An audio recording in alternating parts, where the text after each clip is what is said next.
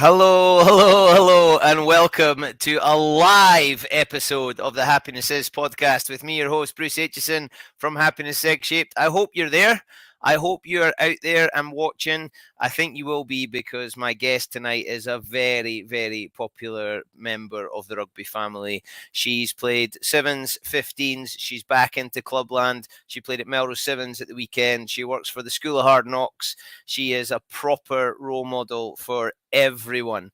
And she appears to be a brand new member of my family after last week's events, which I'm not massively sad about, although I don't really need another daughter that takes all my pennies.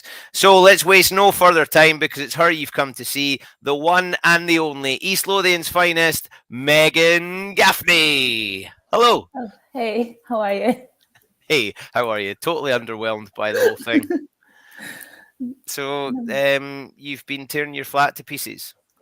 Yes, I was trying to find an angle where it didn't look like I'm living in a cave and couldn't find one. But at least it's not bright red anymore because that's what it was until Monday. So this is progress, believe it or not. And are you doing this yourself just to make it even more annoying that you can do everything? Ish. It turns out DIY, everything takes a lot longer than you think. And also, I'm not that great at concentrating for that long. So this has taken quite a while, but got it all off. Just need to get the plaster in now. You can't do plastering on your own. That's a proper what my dad job. Said. My dad did say that. So that's a proper tradesperson job. Yes, if there's any plasterers out there that want to come and give me a hand. I know one of the finest plasterers, Mr. Samurai Fraser Hartness, is a plasterer. Okay. Wow. He's the man. He also makes a bucket hat look miles better than I do. Great. He's quite the man. Right, I'm going to get in touch with Herky. So, Megan Gaffney retired from international rugby. What's that all about? You're just a puppy. No, I'm not. I'm quite old. Been around a while. And it just felt like the right time. A few different things coming together. And it wasn't an easy decision, but an obvious one. And I'm enjoying retired life. You seem busier than you've ever been. Right, let's rewind the tape a little bit to the World Cup because that was just spectacular. It was such an amazing thing. I know results didn't go the way you wanted them to go, but to qualify in the way you did, there was lots of things in the way to make it difficult, and as a group you overcame that. But to go to a World Cup in New Zealand just feels like almost perfect. Yeah, definitely. And I think for Scotland women to have not been there for over a decade, and then, as you say, to qualify the way we did, I kind of thought I was going to be part of that generation that didn't get to go to a World Cup.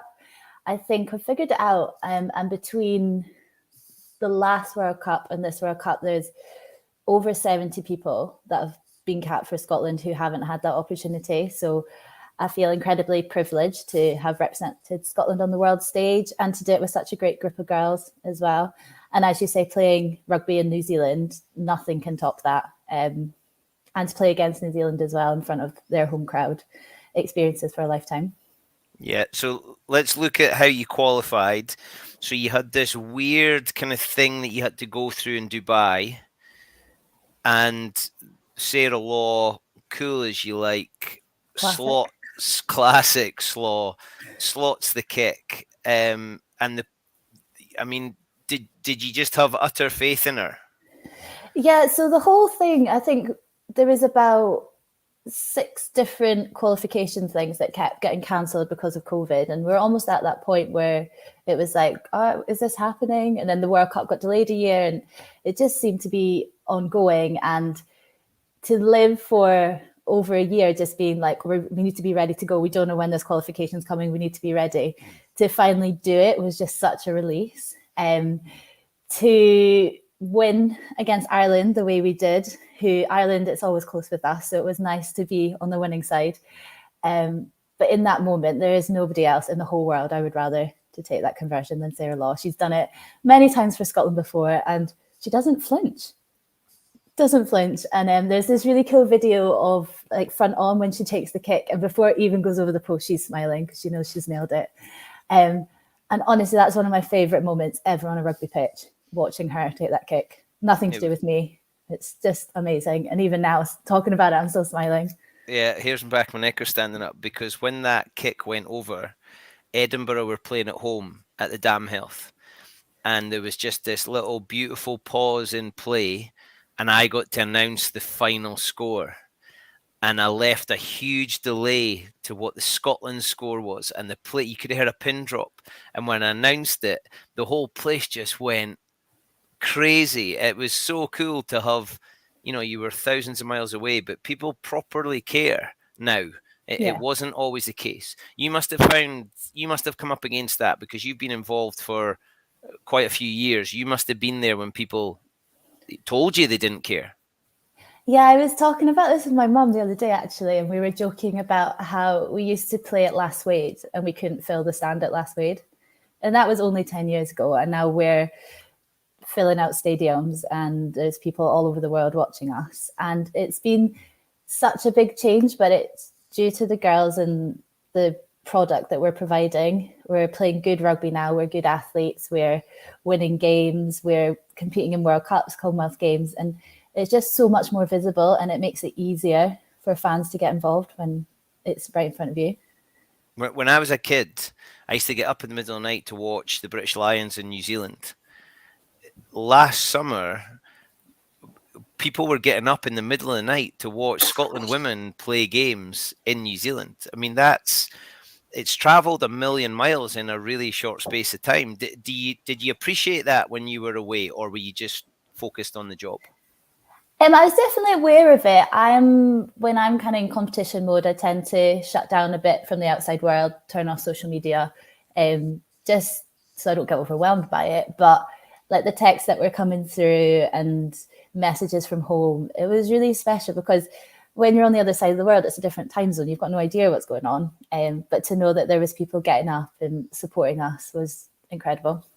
Yeah, it really was. So you get to New Zealand, and you couldn't really have imagined what it was going to be, because none of you had been there before. So everyone was brand new, even those with a lot of caps and those that you took without any at all. It was brand new to everyone. Yeah, and the staff, none of the staff had been at World Cup. So, yeah.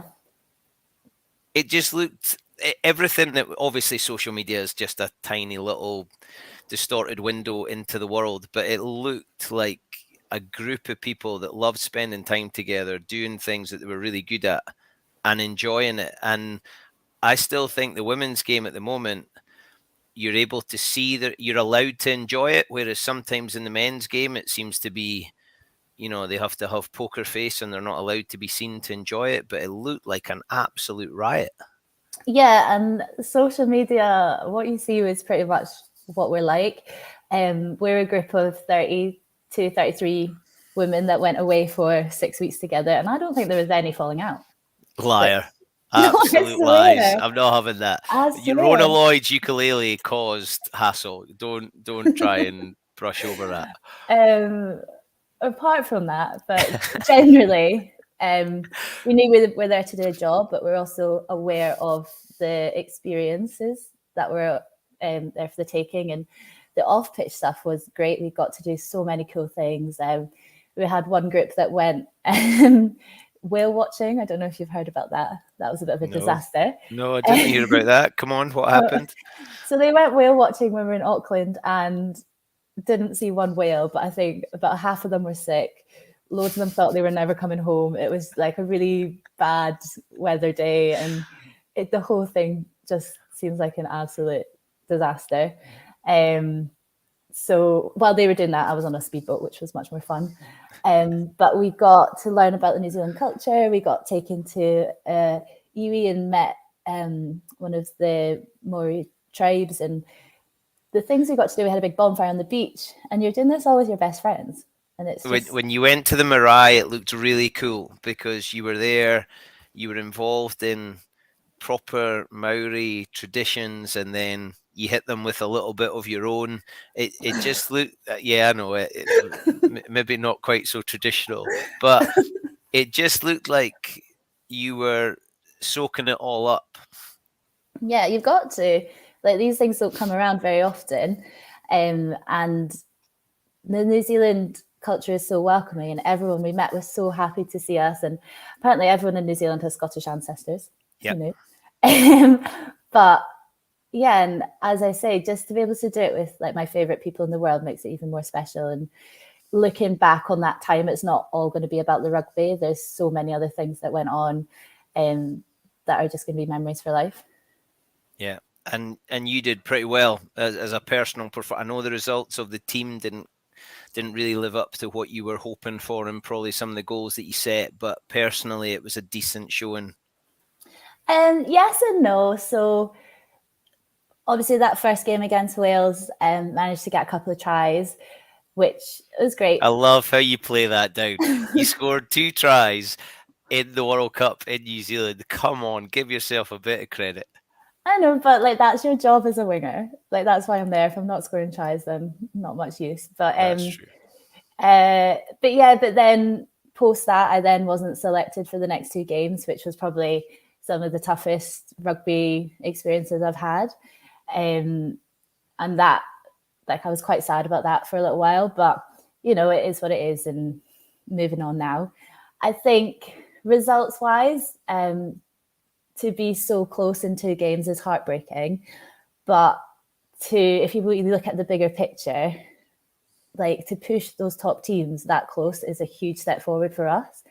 A few years ago, we would not be competing, and here we are losing games by a couple of points.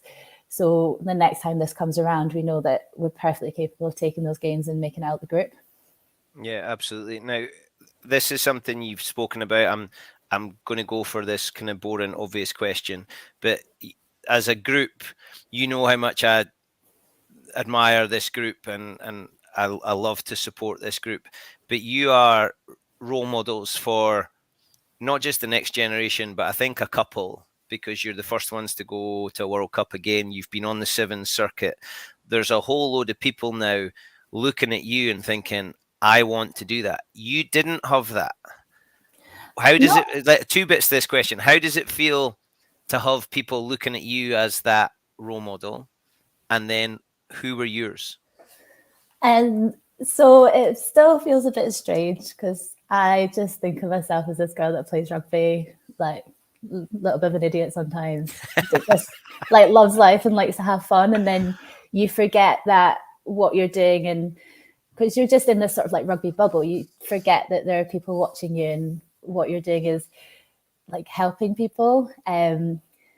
When I do speak to some of the young girls that are playing, and they like tell you, oh, I was watching you, I've seen you do this, like I want to be you, and then it really hits home. You're like, oh god, okay, like this is making a huge impact. And I know that there are a couple of girls out there that are playing rugby because I've met them and I was in their life, and that's so special. And I love that they are getting the same enjoyment out of this sport that I always have. When I was younger, so this is how old I am. I think I started playing rugby like 5 years after the first Scotland women's team was formed. And so women's rugby wasn't really a thing. Although actually in primary school, one of my teachers, her daughter played, and she was the first woman to score a try at Murrayfield. So Wow. yeah, Sharon Brody. But I'd never met I her. know Sharon. Yeah, I never met her till I was a lot older. But I used to do a lot of athletics. So my role models were Kelly Holmes and Paula Radcliffe. I thought I was going to be the next Paula Radcliffe. But I think I was quite lucky when I was growing up because of my mum. She was really encouraging of my sporting career, and would kind of drive me around all these places and show me all these different sports and get me involved and stuff. So I was quite aware of women's sport, even if it wasn't rugby. But it turns out that you have to be quite fast and fit to run a marathon. Probably not for me. So why rugby then? How did that start? And this is a question that sometimes I feel stupid for asking, because I don't tend to ask it to the men that come on to this. But it is still a thing for players of your generation. Why did you choose rugby above all those other things? So I started playing rugby in primary school when I think I was about 6. And I come from quite a small town, and there wasn't that many team sports on offer, particularly in the winter. And I was quite a shy kid, but I was really like active and loved running around. And there just wasn't really an outlet for that. So my mum actually started this club in the town, North Berwick, and it was called Girls Club, and it was about just getting girls into sports. We do things like catching, running, kicking a football, all that kind of stuff, which was great because there wasn't really much else going on. But I already knew how to do that because she was my mum, and I just had this like competitiveness that I couldn't really feed. And there was football or rugby, and my brother played football, so obviously I wasn't going to do that. So it was actually my mum again who took me down to the rugby club, and I can't really remember, but I definitely remember the feeling of like, I can be as competitive as I want here. I can be as rough as I want. I can run around. You can get dirty, and nobody's going to be scared of that, as sometimes happens with girls at school. So yeah, and I definitely, I was quite quiet, but it didn't really matter. Like the boys just took me in as one of their own, and yeah, played all the way up to high school, and then had to step away because there wasn't a girls' rugby section at that age.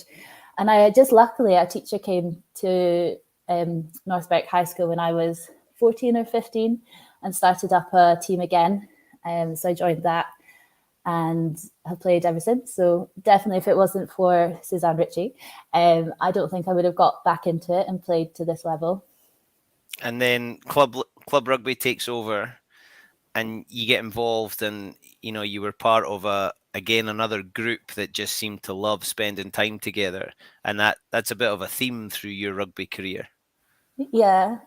So I started playing for Marshall Wanderers, when I was 17, and it was a bit of a shock to go from small town North Berwick to an adult sports team, but it was so much fun. And again, women's rugby community, actually the rugby community in general, is so welcoming, and they definitely look after the young ones. And I was lucky in that team. There was loads of Scotland internationalists, so I was learning all the time from the best players in the country.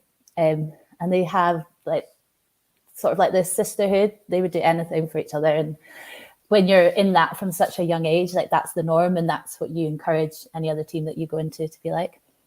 And that team, you had current Scotland internationals, a heap of future Scotland internationals, a pretty decent referee or future referee, and you were doing lots of good things together. Were you there because you wanted to play for Scotland, or were you just there because you loved rugby? I think at that point I thought, it'd be cool to play for Scotland one day. But when you're training alongside these Scotland players, you're like, oh, maybe that's quite far away. Before that, I had been in the Scotland under-18s and sort of had a bit of a taste of it. But I was really raw. Just was quite athletic, quite fast. Didn't really understand the game, but loved the contact. So it seemed to work out. But those first 3 years I was at Wandays, I learned so much. And then I moved to Hillhead, and that was a bit different because I became a bit more of a leader in that team. But yeah, it was good fun, and so fond of those Wandays memories. And the Scotland experience must have travelled a million miles from when you first got involved to playing a World Cup in New Zealand. I mean, the resources available when you first went in weren't allowing you to perform to your best, I think is maybe the polite way to put it. Was that the sort of thing that just brought you closer together? Yeah, when I try and explain to young girls on the Scotland team now what it used to be like when I was their age, it's like I'm talking about another world. Yeah. We used to have to hand our kit back at the end of the season. I remember my first cap. It was just a bit of a non-event. I don't actually remember that much about it, which is quite sad. But I do remember flying back straight after the game and going to the library to finish an essay, because it was just that wasn't really a thing. In terms of the quality of the staff we had, the staff we have now are world class, and they will do anything for you. They're on call all the time. And even things like when I got my first cap, I didn't actually get a physical cap till at least a year later, I think, and it just sort of given to you at a training camp, like, oh, there you go. But now they make a big deal about it, and you get it presented in front of your friends and family, which I think every cap, like, so much goes into it, and it's not just the player, it's the family, it's the coaches, it's everybody else. So for them to be there to share that moment is how it should be, and I'm glad that we've moved on in so many ways.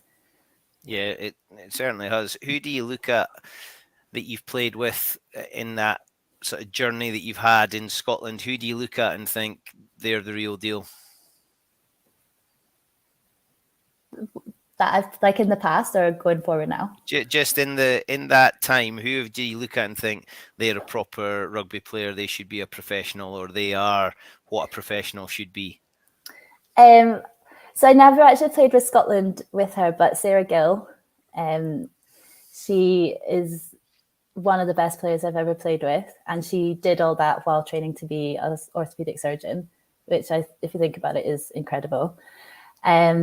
Lisa Martin, we kind of came through the ranks together. I remember we were in under 18s, and I was always like, oh, hopefully I'll be one day I'll be as good as her.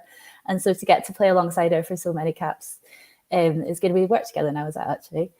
Rona Lloyd, she brings something completely different in so many ways. Yeah. But she's always pushing, and she's so keen, and she's somebody that really brings a team together with her ukulele.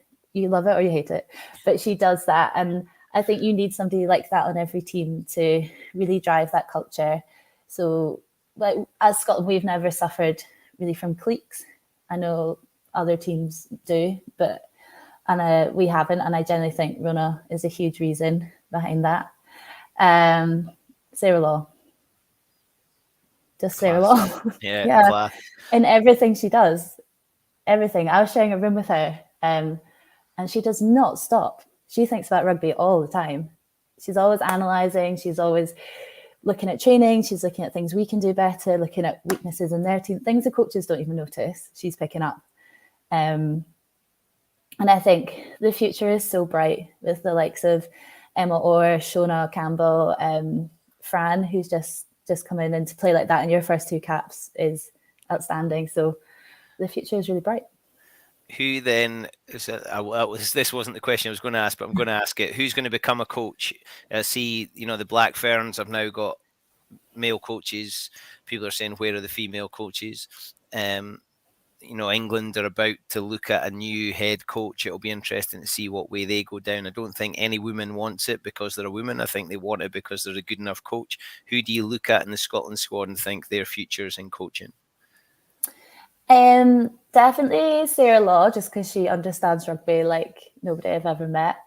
Molly Wright, very technically good. She has played rugby in a lot of different environments, and her way with people is so good. Who else? Probably Helen Nelson. I'm naming all the towns, maybe because I think they understand the best. Who else? Lindsay Smith, who I played with for years. She's just come back into performance coaching. Yeah, she's going well. Yeah, she's great as well. I don't think I will. No? No, not yet. I don't like talking about rugby that much. Oh, I'm so glad you're on the podcast. No, but I like playing it, but not that. I don't know. Maybe when I've had a break from standing in the cold, I can go back to it. But I love. Do you mean playing on the wing, standing on the cold, or do you mean watching, standing in the cold? Oh, I don't know. Playing on the wing. But I really enjoy working with people that have never played before, and just getting them excited about the sport. All the little details. I'll leave that to Sarah Law. So that takes us into this bit then. So you're saying you like working with people that haven't played before. Where are you getting your kicks for that? So you can tell us a little bit what you do as a job. So I work for School of Hard Knocks, which is a social inclusion charity, and we use the values of rugby to help people take positive steps forward in their lives. So we have 2 different programs. We've got an adults program and a skills program, and they work pretty similarly. Adults is for 8 weeks, but the skills program lasts a year. And basically we have 3 sessions a day. One is playing rugby, learning the rules. And we use rugby because of that sort of controlled contact, controlled confrontation. And also the values are so strong around teamwork, respect, dedication, things like when you get knocked down, you get back up. You never go straight forward. You always need to do a bit of a sidestep, all those kind of things. We also do team development, team sessions where you have personal development things. So things around confidence, managing your emotions, maybe more practical skills. With adults, we do a lot about employability, so interview skills or how to write CV. With the young people, it might be things like sleep and nutrition and how important those are. And then the final thing we do is one-to-one mentoring, just to make sure that everyone we work with has that constant in their life, somebody that they can rely on, because these people, they don't often have that. The kids that we work with have different issues. So a parent might be in prison, they might be a young carer, they might have their own mental health issues. And so it's good to have somebody who's not a teacher, who's not a friend, they're in the middle, and they're there to look out for you. With the adults, we often have people who have maybe just been released from prison, who are suffering with addiction issues, who have lost their job and they're just lost all their confidence. So again, to have somebody to help them pave the next few steps is just so helpful. And I love it. I actually work in operations, so I don't do that much of that stuff anymore. But to be part of a charity like that, it keeps everything in perspective. And when I was playing sort of in the top level, if things didn't go well, yes, it hurt and it was upsetting and frustrating, but I was able to rationalize that quite quickly and be like, it's okay. This is what other people are dealing with daily. So the fact that I dropped that ball in the game is not the end of the world. So, and again, you hit it again. You're working and trying to be an elite level athlete. Things must have to be put on hold to live your life like that, but you must love it too, to put all that time and energy into it. Yeah, definitely. And I always think about it as choices rather than sacrifices, because nobody's making me do it. I've wanted to. I quite like living my life like that. I think being a female athlete, you put so much on hold. So things like my career, if I didn't play rugby, I'd probably be a lot further along and earning more money. I would have chosen not to have a family till this point because I want to play rugby. All sorts of different things. And I think you kind of underestimate how much it's not just about choosing not to go out at the weekend. It's like you're actually making these life choices. I've always quite enjoyed working alongside it because, as I said, it keeps things in perspective. But it's so exciting that now doesn't have to happen, and that there's girls on contracts and we're moving towards that more professional game. Did you talk about that as a group? Did you talk about putting life on hold a little bit? Did you talk about we need to enjoy this? Did you there must have been moments in rooms when you're away on tour and people are feeling a bit vulnerable and low, and they need someone that understands the situation to talk about. Is that something that happened, or am I making it sound worse than it is? No, definitely. I think everybody in the squad is slightly different in terms of what they want to do and what their journey's been. So we've got some a couple of girls, so Rachel Malcolm and Molly Wright, have come into the squad when they were already very set in their career. So Molly's a physio and Rachel is Dr. Rachel Malcolm.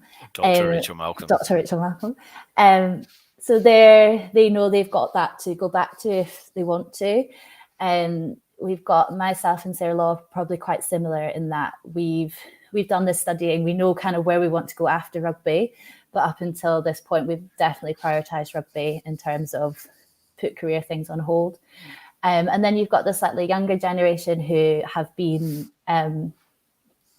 they've always had that sort of semi-pro opportunity. So Chloe, Lana, Tomo, not huge amounts of money by any means, but it's definitely not been work and rugby on top. There's been a bit more of a hybrid thing. And now you've got that young generation that are just coming spoiled. Bloody exactly. spoiled.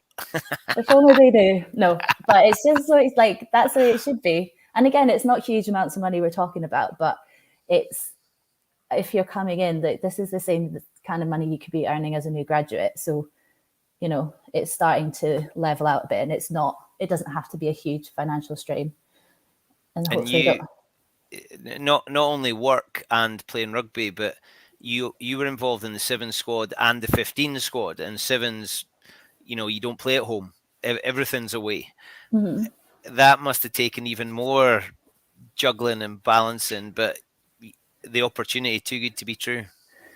Yeah, definitely. And I think actually in a way we're quite lucky in Scotland that right up until last year, we were getting the opportunity to play both. Quite a lot of countries went down the route where you have to choose.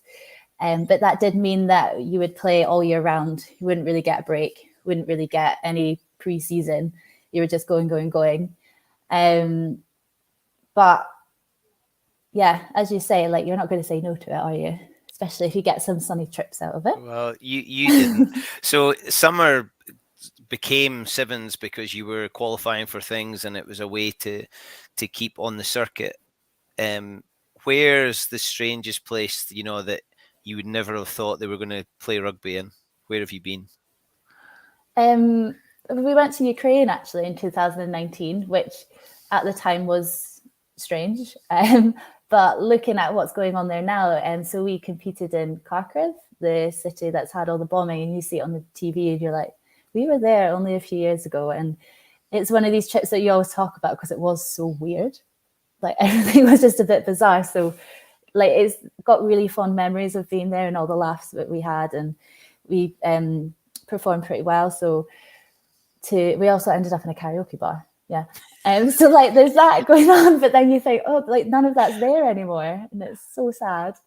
Where else? Hungary, been there, but not Budapest, the town outside Budapest, where we played on like a pitch with gravel on it. That was good. Where else have we been? It's amazing to think that Norway. You've been to places where, you know, even world famous rugby players could walk down the street and nobody would have a clue where they are. And then you play the World Cup in New Zealand where the whole place knew that rugby was in town. Are you going to write a book? I mean, your experiences are so vast. 7s, 15s, on tour, World Cup. It's a pretty cool story. Yeah, and I actually quite like going to the places where nobody knows that much about rugby because, you know, the people playing there love it so much. And I actually spent a summer in Sweden just after I finished uni, and got to know quite a lot of the national team girls. And when they had a national camp, they weren't provided with travel and accommodation. They used to all bring sleeping bags and sleep on the clubroom floor so that they could attend this camp. And they had to chip in for their flights to tournaments. And at this point, they were the league above Scotland in the 7s. And I just remember thinking, like, you guys love this so much. Like, I feel like I can never complain about anything ever again. And again, a bit like with my job, it just sort of keeps everything in perspective. And I would never stop fighting for more for women's rugby and pushing. But there's definitely a bit inside me that's like, we have it so good. Like, let's really appreciate where we are. And there's a lot going on. Claire Cruikshank has been away and coached Sweden. Louise Dalglish is in Japan. There's people going away to get more experience. Would you like the opportunity to go and play somewhere else for a bit before you properly hang up the boots? Yeah, I would. But I've also done it. So I spent that time in Sweden. I lived in New Zealand for a year. I've been all over playing social 7s. So I've done quite a lot of it. If the right opportunity came up, I wouldn't say no to it. But at the moment, I'm definitely want to transfer out of so much rugby. I also need to get a shoulder operation, so can't really commit to too much at the moment. And you need to finish decorating that flat. No, I've been here for over a year, and this is as far as we've got. I feel your pain. I'm not a lover of it at all. I've got a very understanding father-in-law who is good at it, and I just make his tea. Makes me feel very inferior, but love There's him. just so many other things I'd rather do. Yeah, totally agree. Totally agree. So now you're back in Clubland. You must have players in the changing room that love playing with Megan Gaffney. Have you got anybody picking your brain and asking what to do and where to go and how to do things? I'm probably telling them without them asking. Can't stop. No, it's been really good fun. So when I came back when we finished the World Cup, I did a month sort of traveling around, met Molly's family because she grew up in New Zealand, which was really cool because I don't know when I would get another chance to meet them. And then went out to Fiji for a bit. And then I took the whole of December off because I was just a bit overwhelmed by everything, probably quite burnt out. And I didn't really know what I wanted to do contract-wise. So I just took that month to sort of sort my head out.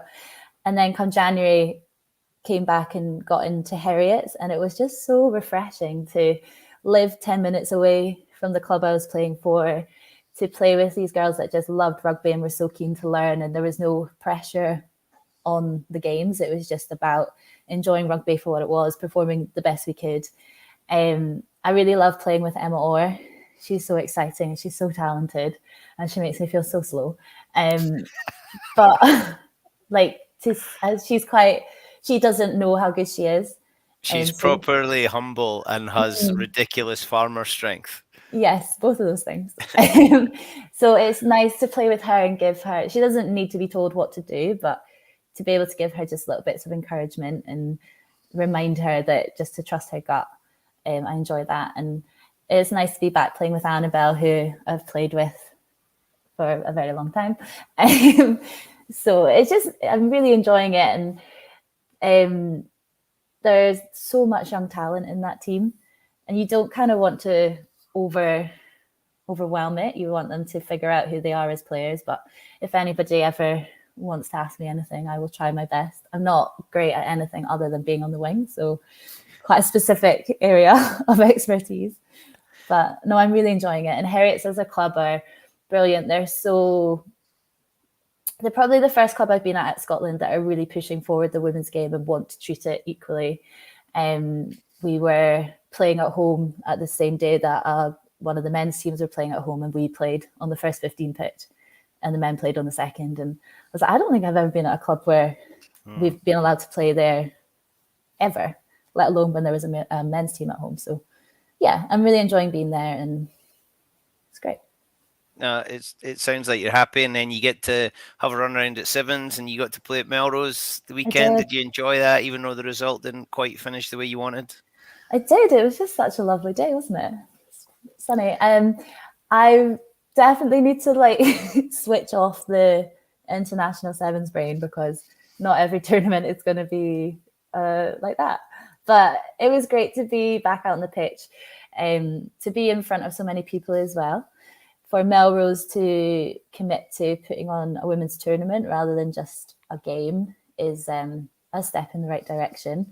And they're sort of keeping up with the changes that are going on in Scottish rugby in general.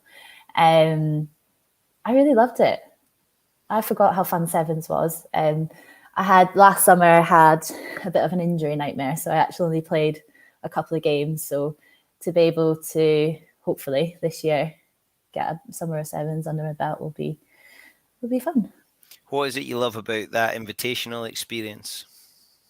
I love just turning up and meeting people, figuring each other out. And I'm not a big fan of structure. I just quite like doing what feels right.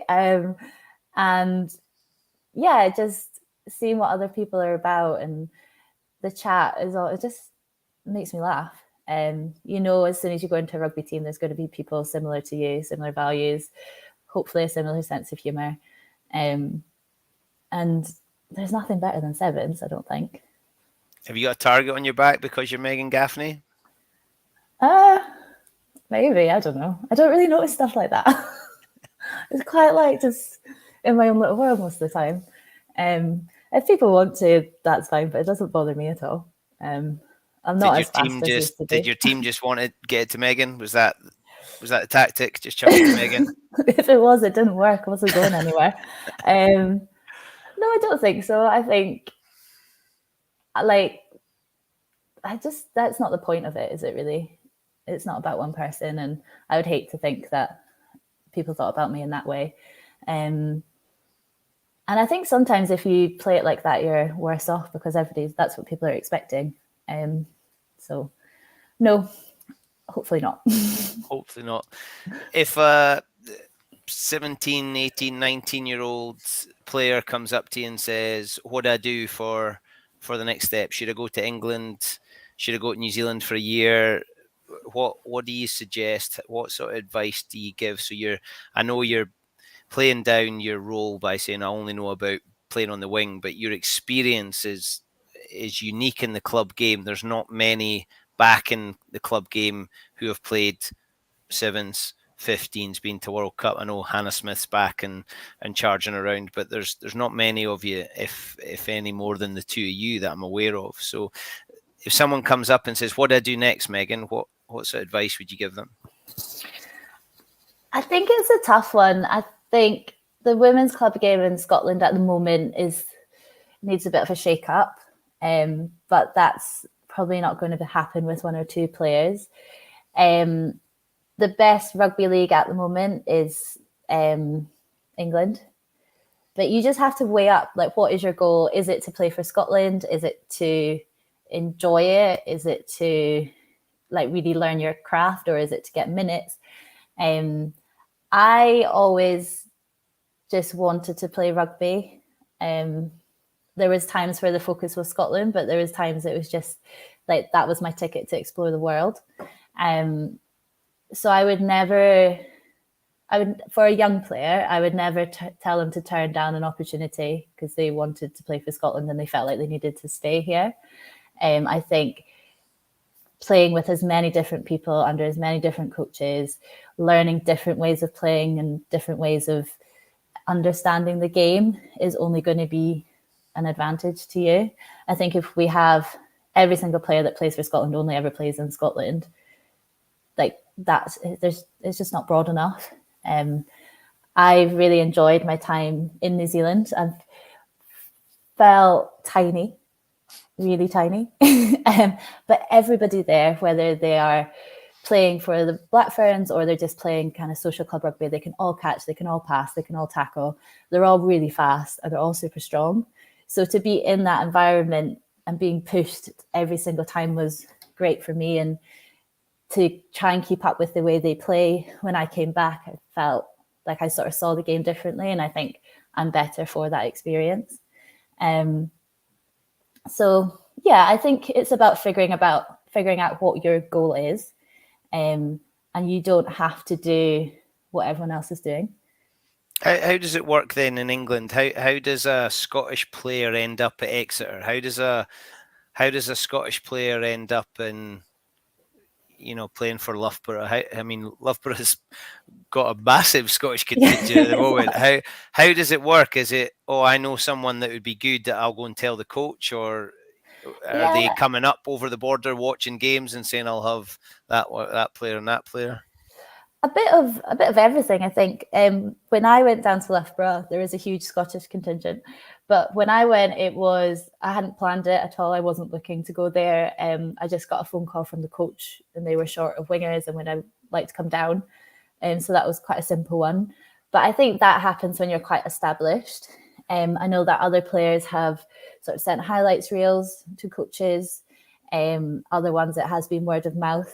I know some coaches will get in touch with Brian and say, look, have you got anybody who could benefit from this experience?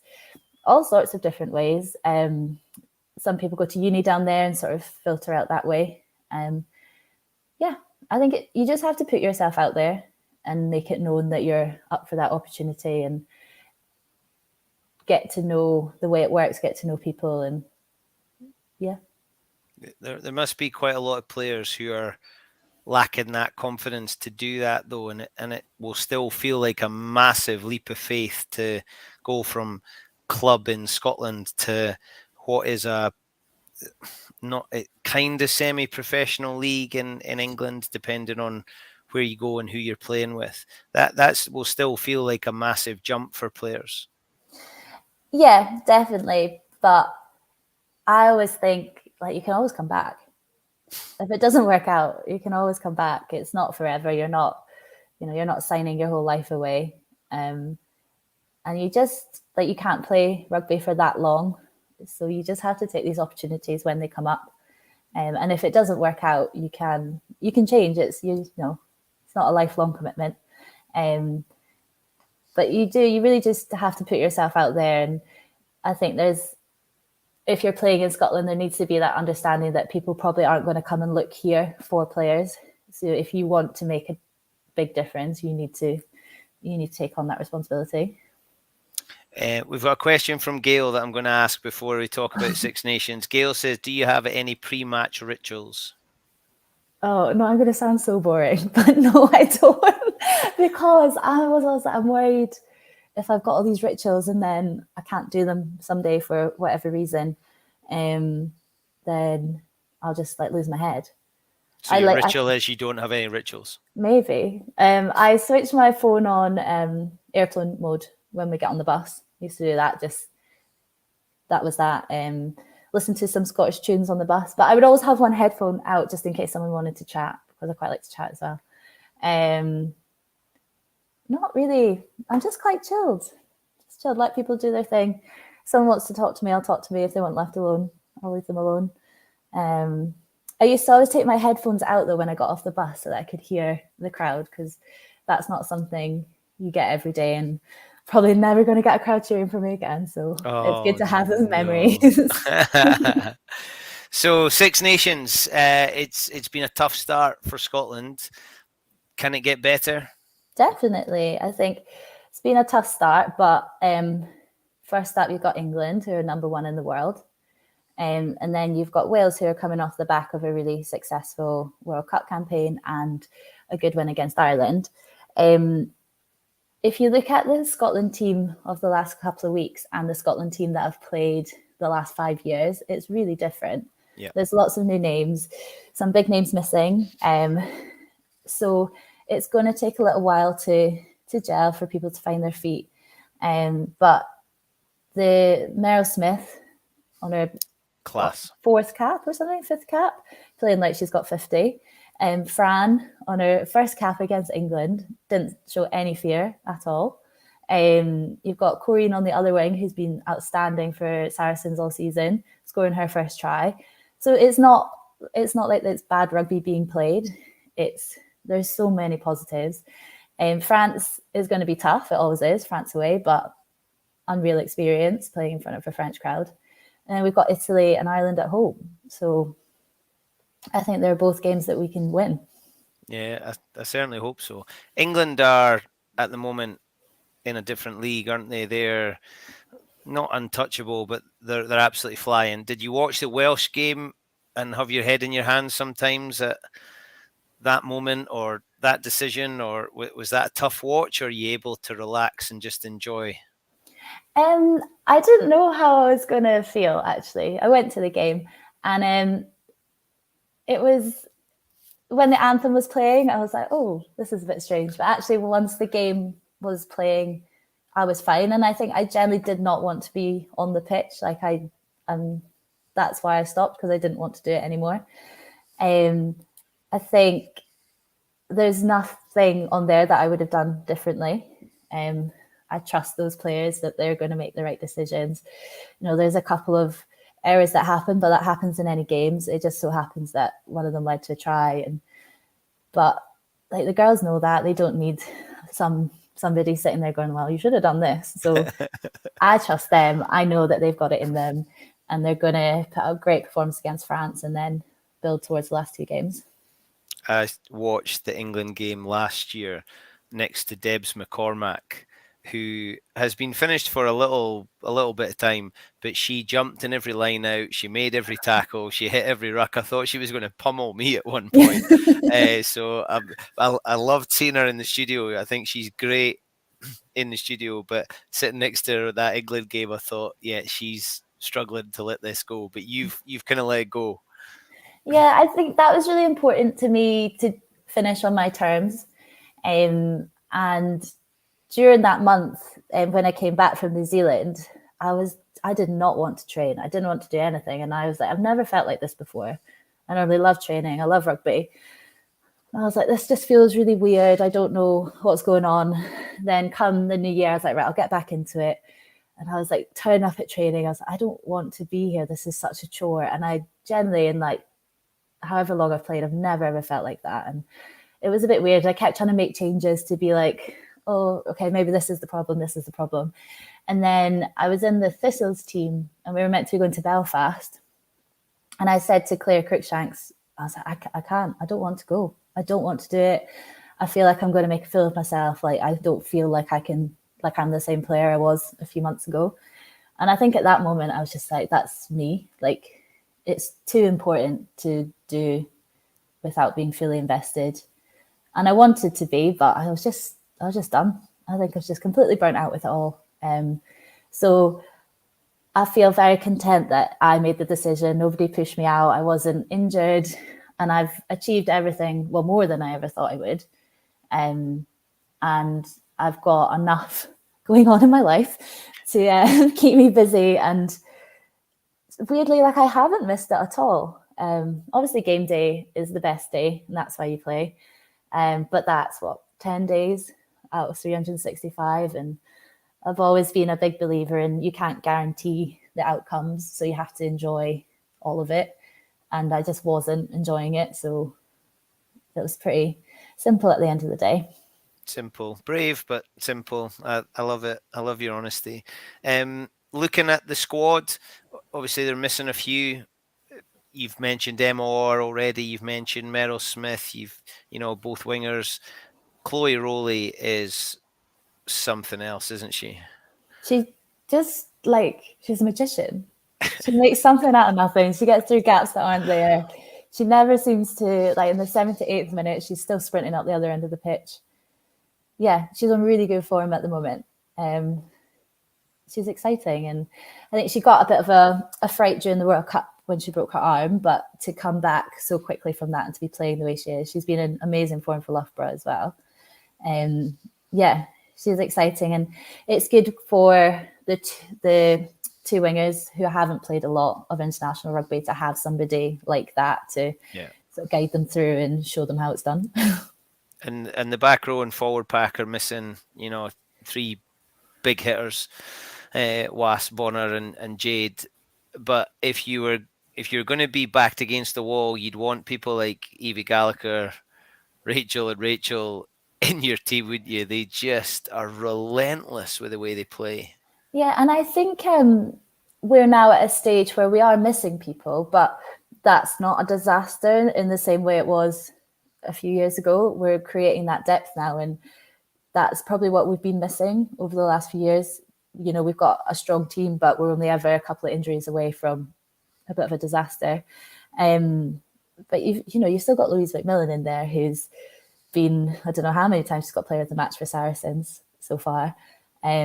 Lindsay O'Donnell, who's starting for Bristol in the Prem. Like, there's quality players in there. They're not the biggest names, but they're there, they're doing their job, and I'm not worried about it. And Lana Skeldon is just from a different planet, isn't she? Yeah, so we got our first caps on the same day. Yeah, Lana. That's not much she can say. She just does her job. Hard as nails.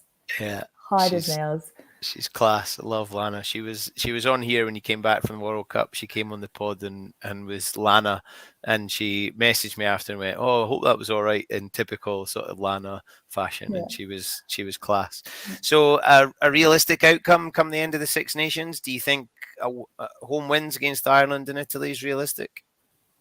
Yeah, I'd say. I think Italy post World Cup are doing a bit of rebuilding. They had a few of their experienced players retire. I haven't seen much of them actually, but Ireland, they're for the taking. They're also rebuilding. I don't think they're in a particularly happy spot at the moment, just with the article that came out today. They will be out there to prove a point, but I think Scotland are just building slowly. They've got faith in their own ability, and it's just that belief in the last 20 minutes, knowing that that game is there and just grinding it out. The blue shorts, is that something that you think's important? Have you spoken about it? So obviously Scotland play in white shorts as well, and we have had discussions, and nobody has raised in our squad. Nobody raises it as much of an issue. Obviously, if people feel differently, it would be addressed. But in all the years that I've played, a lot of the time the shorts have been white. It's obviously an issue for female athletes, but Scotland are very good at discussing these things and making sure everybody has a voice, and they have sort of like a player rep group. So everybody in that squad has somebody that they can go and talk to about stuff like that. And anything that's an issue is brought and everybody gets an opinion on it. So if there was that feeling, it would definitely be changed. Look into your crystal ball and tell me, women's rugby in 10 years' time, what will it look like? I hope that we have even more players on contracts and for more money, so it's actually a career path rather than just getting by. I would love if we had semi-pro or pro teams in Scotland. I think at the moment it's actually quite hard to live in the country you want to play for and get that quality and the game time you need. It would be cool if there was the Celtic Cup grew to sort of like a Celtic League to mirror the men's. And Scotland are going to be selling out stadiums. Nice. And MEGAN GAFFNEY in 10 years? Probably still painting this flat.